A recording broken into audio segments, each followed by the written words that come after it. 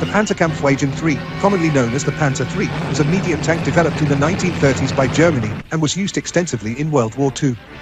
The official German ordnance designation was SD KFZ 141.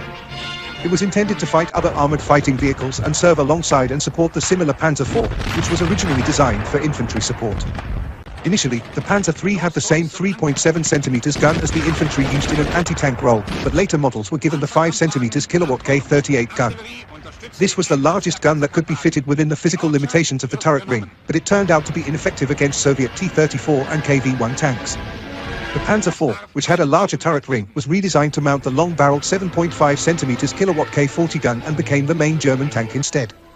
Produced from 1942 onwards, the last version of the Panzer III, Panzer IIIN, mounted the short-barreled 7.5 cm kilowatt K37L24, which was used on the first Panzer IVs, meaning the Panzer III and the Panzer IV had effectively swapped roles. Production of the Panzer III ceased in 1943, but the Stub 3 assault gun, which was based on the Panzer III chassis, remained in production until the end of the war.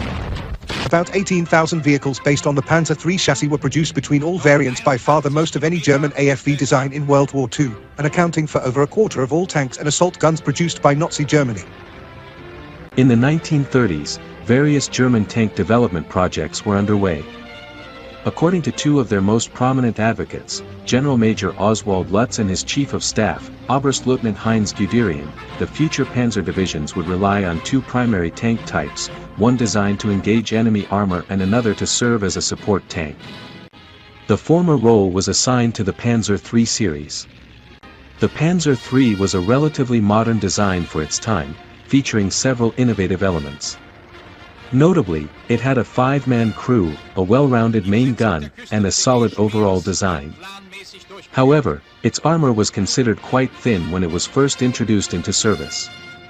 Initially produced in limited numbers, its production ramped up steadily by the time World War II broke out. From 1940 to nearly 1943, the Panzer III played a significant role in German armored forces. Eventually, as advancements in enemy armor rendered it less effective, the Panzer III was phased out as a frontline tank.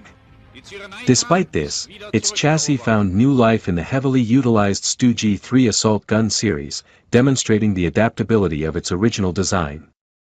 The Panzer III OSF.M was essentially a copy of the previous OSF.L model, with some modifications made to the rear part of the engine compartment.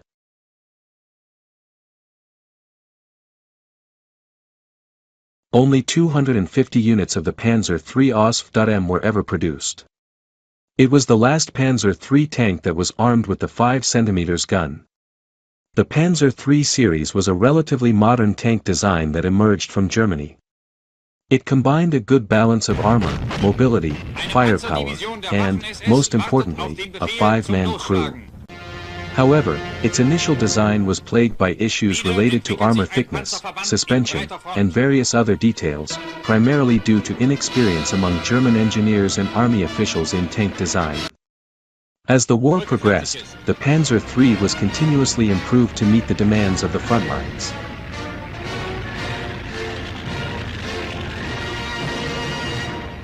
Until the mid-1930s, German military vehicle manufacturers could source their power plants from a variety of engine makers.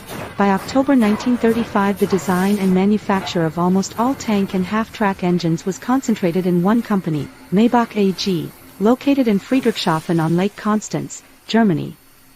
Friedrichshafen was also home to the ZF factory, which made gearboxes for Panzer III, IV, and Panther tanks. Both Maybach and ZF were originally subsidiaries of Luftschiffbau Zeppelin GmbH, which also had a factory in the town. A hand-cranked inertia starter was fitted to the V12HL120TRM engines to supplement the Bosch 24V electric starter motor powered by two 12V batteries in cold weather. Most models were also fitted with a belt-driven Bosch generator for charging the two 12-volt batteries for the 24-volt electric starter motor, and for 12-volt lighting, etc.